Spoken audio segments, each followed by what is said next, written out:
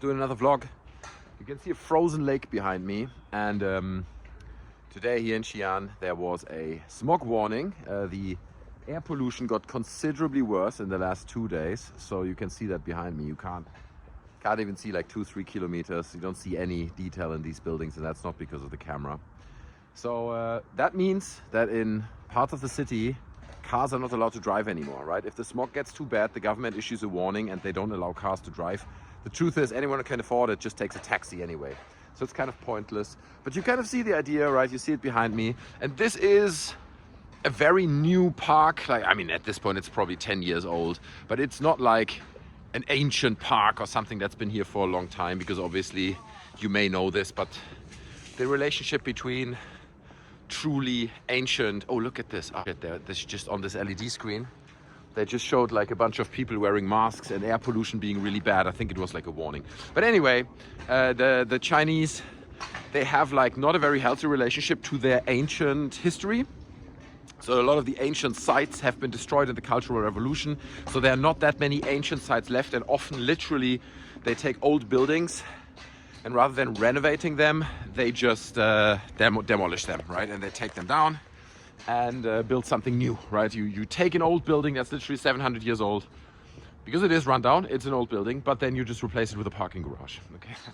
Sounds ridiculous, but it's really true. It's a thing here. So this whole park area and the whole lake, everything you see behind me, is a new development. It's been a while now. It's not like last year, but new in the sense that it's been done in the last 10 years, all of it.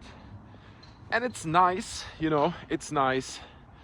But personally, sometimes I wish there would be more real, authentic Chinese history. And I mean, here in Xi'an, they do have like the Wild Goose Pagoda and stuff. You can Google that. Those are ancient buildings.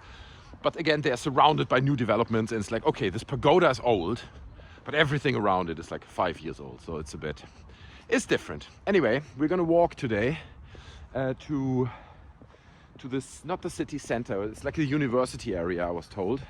So we're going to go to that university area and walk around there a little bit and discover what's going on. Hopefully, you know, it's not as neat and clean as what you see behind me, because I want to see the real China.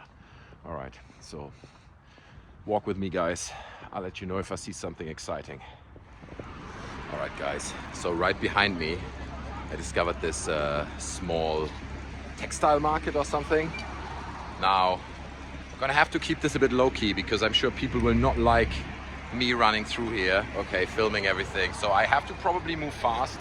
I can't be held up with things for too much, okay? So I gotta move before people get angry, okay? But you should get an idea of what this is, because I just think it's pretty cool for you guys to see this kind of authentic, well, Chinese textile market. And I'm gonna turn the camera around and possibly do voiceover afterwards, just so it's a little bit more low-key, all right? As low-key as I can be with my white face around here. Check this out. How cool. All right, there's nobody there. All right, I'm gonna turn the camera. So for me, it was also the first time walking across this textile market. I had no idea what to expect. And you can see the ladies here on the left-hand side sawing the textiles to your needs, right? If you can't saw them yourself, maybe you want to use them for a bed sheet or for curtains or something, you give them the size, they will saw them for you. Now, obviously, if you want to buy textiles in China, you don't have to go to a place like this. You can absolutely go to one of the malls if you can afford it and buy the fanciest, most expensive, finest textiles from around the world.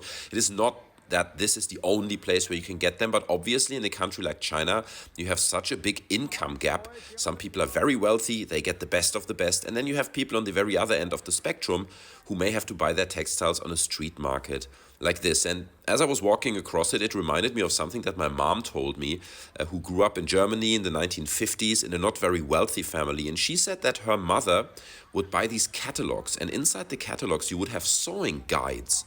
So you wouldn't go to a shop, in this case like for clothes, you wouldn't buy the finished dress. You would take a sewing guide from the catalog, go to a store, buy some textiles, and then sew your own clothes. Now, I don't know if this is what that is about. To me, it looks much more like, you know, if you look at the size of the textiles that people get, that they use them for curtains and maybe bed sheets, like I said. But it might absolutely be possible that some people also saw their own clothes. Obviously, this is just me observing and kind of trying to make sense of what I'm seeing here. But I find this fascinating that a country like China has to accommodate both, right? You can absolutely go to the mall and spend a lot of money on the finest textiles, but also you need to create places like this one where people in the lower end of the income spectrum can then afford textiles as well. So I thought this gives you guys a little bit of an overview and just an idea of a street market like that. I'm loving it to walk across and to explore places like this, but let me know your thoughts in the comments. So that's the trick I'm using, right? You just have to be fast enough so people don't have time to actually get upset at you. That's basically it. Worked pretty well so far, but let's keep going. I mean, I love this kind of stuff. These small local textile markets and stuff. I'm sure you can find any textile you would need. I should look for like a green screen sheet. You know, I'm sure it's cheaper here than anywhere else in the world. But yeah, let's see what else we can find. I'll keep walking. Hello, you okay? People are nice. So it's lunchtime and I'm walking past these small restaurants, right? Feels much more like a smaller city, maybe Xi'an or these kind of tier 3 cities I spoke about in the other video. So I thought I'd share this with you guys. I have to remember, every time I turn my head away, you can't hear me. So I thought I'd share this with you guys. Just how people eat. You see, this is the equivalent of grabbing a sandwich in the UK. They all sit here and eat noodles, dumplings. Actually, mostly healthy food. A lot of meat, a lot of vegetables, right? That's how the diet works in China. But you can see some of the restaurants are full, others not so much. So you can see the one that are coming up now, it's very busy. So I have to assume that's the good one, right? That's gonna be the one. Look, people are queuing up. People are queuing up to get into that one. So I'll have to assume that that's the place where you want to be right now during lunch. So there you go. Okay. A little bit of an idea of like local Chinese street food. Let me cross the street. There seem to be a few more restaurants just on the other side. So you can get an idea. I'm going to try to not get run over. And you see the streets are fairly empty today. Streets are fairly empty because the cars, like I said, are banned. You still get taxis, you still get electric cars, so it's not that there's no traffic, but it's much less. Oh, right, so that doesn't work. I'll have to walk around this. They're just blocking the whole pavement. We're gonna squeeze past. Let me see. Here we go. And behind me, I don't know if they're building this or it's being demolished. I'm not entirely sure.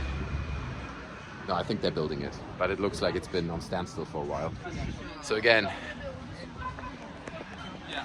check it out.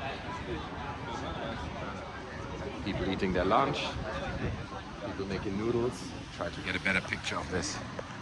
Look at this.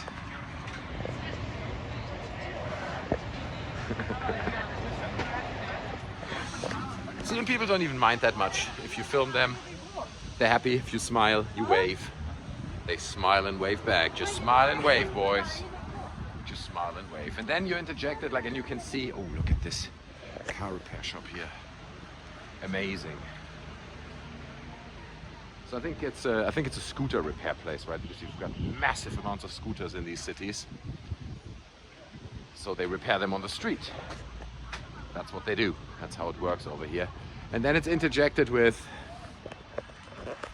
facades like that one. Right? I don't know why, and this is really the cough, I think it's the air quality getting to me. I don't know why they would put these barriers, you know, like the cages all the way up to the top. Originally, they, I think, were built for like to prevent burglaries, right? So the lower 2 floors, they would like have these cages in order to prevent burglaries. But now they're doing it all the way to the top, and I have no idea why. But I mean, this is like old school Hong Kong kind of vibe, a little bit. And you can very much see there's a big difference between the area that I'm walking in right now and the area that I walked in earlier, like the neat little park, you know, the park where the video started. That really is a luxury area, and all the apartments around there are luxury and very expensive apartments, while around here, different vibe. And I think you can tell. All right, let's see what else we can find. Yeah. So guys, I'm in a different area again, walking around, but I have some stuff that I need to take care of. And it's freezing cold as well. It's not that bad, but it is colder than yesterday. So I'm gonna have to take care of some stuff, and I guess I'll have to end the video for today. It's a short one, but I think we've seen some cool stuff. If you enjoyed the video, if you learned something, then please smash the like button, subscribe to the channel. Okay, I would really appreciate that, and maybe also leave me a comment. That really helps to push these videos a little bit, at least, so more people see it, because I still feel, that's the reason why I'm doing these, that there's this huge misconception about China. And nobody's here to say, oh, China, best country in the world, right? Nobody's saying this. But many people have this perception of China being like this communist hellhole where everyone constantly has a gun to their head in case they say one wrong word. And it's just not the case, you know what I mean? People are living a very normal life over here, which doesn't mean that I'm marginalizing the stuff that is happening with the government and with dissidents and with the Uyghurs. And there's loads of stuff that's going on that's really questionable. I'm not marginalizing that, but I'm trying to give you guys a little bit of a window into the everyday life, right? The everyday, the normal life, which is quite far away from the terror of the regime, so to say. So I hope you enjoyed these videos. Again, if you did, smash the like button, subscribe, join the Discord. The link to that is in the description, and I hope to see you in the next one. Bye.